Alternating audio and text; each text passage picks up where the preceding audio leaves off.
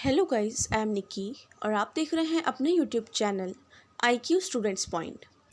Guys, जैसे कि आप सभी को ये कंफर्म है कि आप लोगों का जो पेपर है वो 11 में मींस कल है।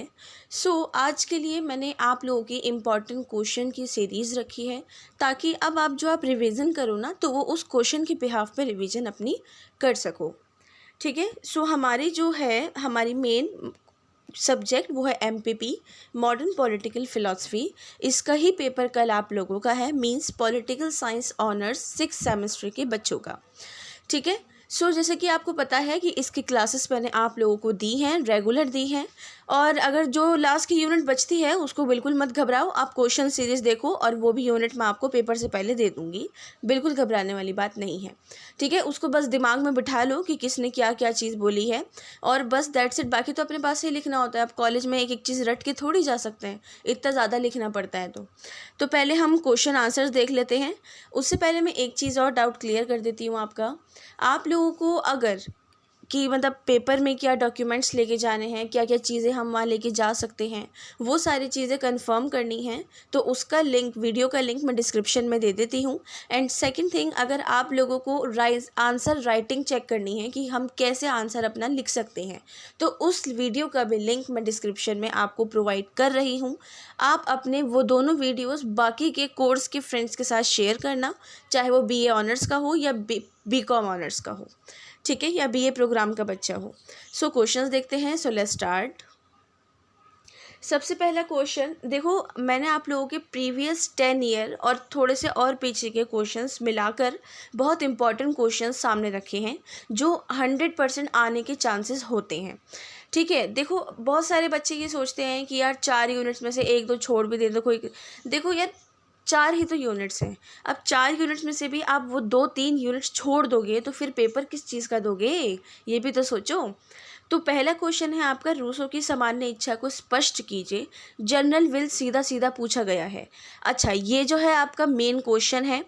टोटल पेपर में आपके पास 6 क्वेश्चन होंगे, मेन बड़े वाले जो 18-20 मार्क्स के आते हैं। उसमें से 4 आपको करने होंगे, उस पर लिखा हुआ होगा पेपर पे, आप उसको ध्यान से पढ़ के पेपर को करना। कभी खुशी खुशी वाले सारे तो आते हैं मुझे, तो सारे ही कर दो और टाइम ना बचे। ठीक है।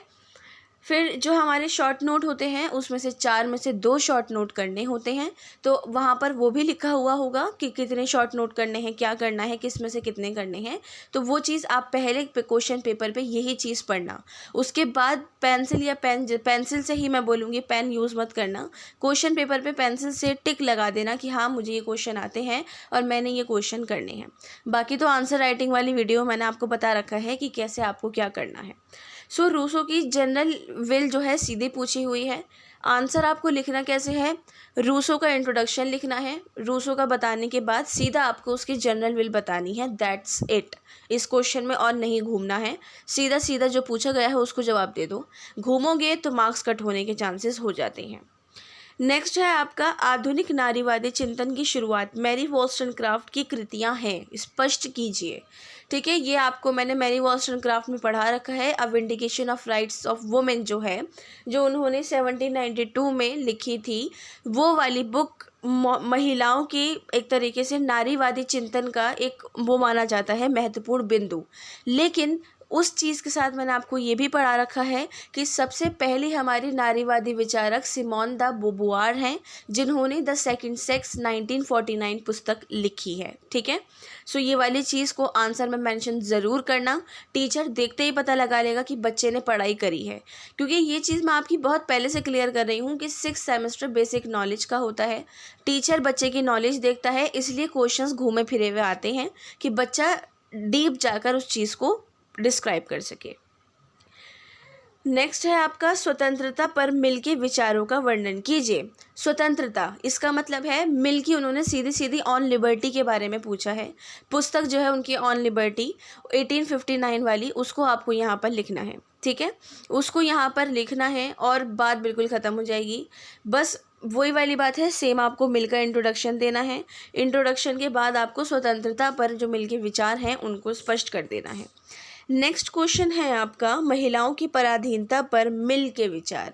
महिलाओं की पराधीनता पर मिल के विचार पूछे गए हैं। इसका मतलब द सब्जेक्शन ऑफ वुमेन, जो उनकी पुस्तक है उसके बारे में सीधा पूछा गया है। घूमने फिरने की कोई बात नहीं है, क्वेश्चन देख के घबराना नहीं, यार क्या दे दिया, क्या हो गया, ठीक है। बिल्कुल सिंपल सा क्वेश्चन है कि महिलाओं की पराधीनता पर मिल ने क्या विचार रखे हैं, कि सब्जेक्शन ऑफ वुमेन ने, कि उसमें महिलाओं के जो विवाह संबंधी अधिकार थे उसके बारे में मैंने आपको पढ़ा रखा है सारा, वही सेम टू सेम इसमें कॉपी होगा और कुछ नहीं होगा। नेक्स्ट है हीगल की द्वंद्वात्मक पद्धति को स्पष्ट कीजिए। हीगल की जो हमारे डायलैक्टिकल मेथड है वो मैं, ये वाली जो हमारी यूनिट है ये बचती है अभी, वो मैं आप लोगों को आज ही शाम तक बढ़ा दूंगी, कोई दिक्कत वाली बात नहीं है। बाकी रात में सोने से पहले आप उसको कवर करके सो जाना, ठीक है। तो ये वाली चीज़ है कि आप लोगों की जो हीगल की द्वंद्वात्मक पद्धति है सीधा उसके बारे में पूछा गया है। इसका मतलब है कि हीगल का इंट्रो आएगा और उसके बाद उसकी द्वंद्वात्मक पद्धति आएगी और उसके बाद निष्कर्ष आएगा, दैट्स इट। हाँ, निष्कर्ष ज़रूर, ठीक है। तभी मैं आपको बार बार बोल रही हूँ कि आंसर राइटिंग वाली जो वीडियो है उसको एक बार चेक ज़रूर करना। नेक्स्ट है आपका आधुनिकता की संकल्पना की व्याख्या कीजिए। आधुनिकता मतलब ये आपकी फर्स्ट यूनिट में से डायरेक्ट क्वेश्चन आया है। आधुनिकता मॉडर्निटी के बारे में आपको लिखना है। जो मैंने आपको पढ़ा रखा है कांट, मैकियावेली और रॉल्स, उन तीनों के ही बारे में इसके अंदर आपको लिखना है, जो भी मैंने आपको पढ़ा रखा है। नेक्स्ट है आपका मनुष्य स्वतंत्र जन्म लेता है और वह हर वक्त जंजीरों में जकड़ा हुआ रहता है, स्पष्ट कीजिए। ये हमारे J.S. मिल का ये वो है डायलॉग, ठीक है। अब इन्होंने ये वाली चीज़ देखो, घुमा हुआ क्वेश्चन क्या है यहाँ पर, अगर बच्चे ने पढ़ रखा है तो उसको कोई डाउट नहीं आएगा। इन्होंने सीधे सीधे स्वतंत्रता पूछ रखी है J.S. मिल की। अगर जो बच्चा नहीं पढ़ेगा उसके लिए क्वेश्चन आउट ऑफ सिलेबस हो जाएगा, बट ये आउट ऑफ सिलेबस नहीं है। मैं क्यों आपसे बार बार बोल रही थी कि आपको डीपली पढ़ना है, डीपली पढ़ना है, इसलिए पढ़ना है क्योंकि क्वेश्चंस जो हैं चैप्टर्स के बीच में से आते हैं, ना कि चैप्टर पे डिपेंड होते हैं, ठीक है। इसके अंदर सीधे ऑन लिबर्टी को लिखा जाएगा क्योंकि ऑन लिबर्टी के अंदर ही इस थॉट को J.S. मिल ने यूज़ कर रखा है। नेक्स्ट है हमारा मार्क्स के ऐतिहासिक भौतिकवाद के सिद्धांत की आलोचना करनी है। जो उनका मटेरियलिज्म पूछा गया है हिस्टोरिकल वाला, बिल्कुल सीधा क्वेश्चन है, ठीक है। घूमने फिरने वाली कोई बात नहीं है। हो भी सकता है कि इस पर ये वाला क्वेश्चन आ जाए कि ऐतिहासिक भौतिकवाद के सिद्धांत से आप क्या समझते हैं, कि थ्योरी ऑफ हिस्टोरिकल मटेरियलिज्म क्या है, उसको स्पष्ट कीजिए। तो उसके अंदर भी सेम टू सेम यही लिखा जाएगा जो इसके अंदर लिखा जाएगा, तो बिल्कुल घबराने वाली बात नहीं है, ठीक है। ये थे आपके कुछ मेन क्वेश्चंस जिनका आना कंपलसरी होता है या जिनके बिहाफ पर क्वेश्चन घुमा हुआ आ सकता है। अब आते हैं शॉर्ट नोट। शॉर्ट नोट मैंने वो नोट रखे हैं पिछले प्रीवियस ईयर से निकाल के जिसमें बच्चों को 110% डाउट आया है। सबसे पहला है हमारा नारीवाद। अब नारीवाद को देखते ही बच्चा खुश होगा, यार मैंने तो मैरी वॉलस्टोनक्राफ्ट पढ़ रखा है, बस अब तो मेरे को फुल मार्क्स मिलेंगे। लेकिन इसके अंदर मैरी वॉलस्टोनक्राफ्ट नहीं आएगा, ठीक है। मैरी वॉलस्टोनक्राफ्ट क्यों नहीं आएगा, क्योंकि जो मैंने आपको मैरी वॉलस्टोनक्राफ्ट के इंट्रोडक्शन के बाद नारीवाद का डेवलपमेंट और उसके 4 जो वेव्स पढ़ा रखी हैं, ठीक है, वो आएगा इसके अंदर। आप मैरी वॉलस्टोनक्राफ्ट की जो थॉट्स है ना वो लिखने मत बैठ जाना। नारीवाद के आगे पीछे कुछ नहीं लगा हुआ, मैरी का नाम नहीं दे रखा है, तो सीधा सीधा आपको नारीवाद इसके अंदर लिखना है। नेक्स्ट है मिल के स्वतंत्रता संबंधी विचार, ठीक है। मिल के स्वतंत्रता संबंधी विचार जो है सीधी ऑन लिबर्टी पूछी गई है, इसके अंदर वो आएगी। शॉर्ट नोट में कितना आंसर लिखना है, कैसे लिखना है, वो भी मैंने उस ही वीडियो के अंदर आपको बता दिया है। नेक्स्ट है आपकी जनरल विल मतलब सामान्य इच्छा, ठीक है। इन्होंने अगेन सामान्य इच्छा पर क्वेश्चन करा है शॉर्ट नोट के अंदर। ये क्वेश्चन एक डीपली भी आ सकता है, बड़ा वाला भी, और आपका एक शॉर्ट नोट छोटा वाला भी आ सकता है। नेक्स्ट है आपका प्रबोधन एनलाइटमेंट, ठीक है। अब प्रबोधन का मतलब यहाँ क्या आ गया, आपकी वो कांट की थ्योरी जो मैंने आप लोगों को पढ़ा रखी है, सीधी सीधी डिक्टो कॉपी यहाँ पर छपनी है और कुछ भी नहीं होना है। नेक्स्ट है मिल एक उदारवादी नारीवाद के रूप में। मिल J.S. मिल लिबरल फेमिनिस्ट थे। क्यों थे, क्योंकि उन्होंने द सब्जेक्शन ऑफ वुमेन पुस्तक लिखी थी और हैरियट टेलर के साथ मिलकर लिखी थी, ठीक है। ये वाली बात याद रखना। असमानता पर रूसो के विचार पूछे गए हैं, सीधा डायरेक्ट शॉर्ट नोट है, इसको भी आपने बहुत अच्छे से कर रखा है, लिख कर आना, सब कुछ लिख कर आना। सारे क्वेश्चन बहुत इजी आएंगे, घबराने वाली कोई बात नहीं है। पेपर देखते ही कंफ्यूज मत होना, क्वेश्चन नहीं समझ आए तो बार बार पढ़ना, और तब भी नहीं समझ आए तो उसको थोड़ी देर छोड़ के जो आता हो उसको कर लेना, ठीक है। उसके बाद जब दिमाग बिल्कुल लग जाता है ना आंसर लिखने में, तो वो याद आती रहती हैं चीज़ें। बाकी अगर पेपर लिखते में भूल जाओ और उसके लिए क्या करना है, मैंने वो भी उस वीडियो में क्लियर कर रखा है। नेक्स्ट है प्रत्यक्ष लोकतंत्र पर रूसो के विचार। इन्होंने जो है हमारी डायरेक्ट डेमोक्रेसी पर रूसो के विचार पूछे हैं।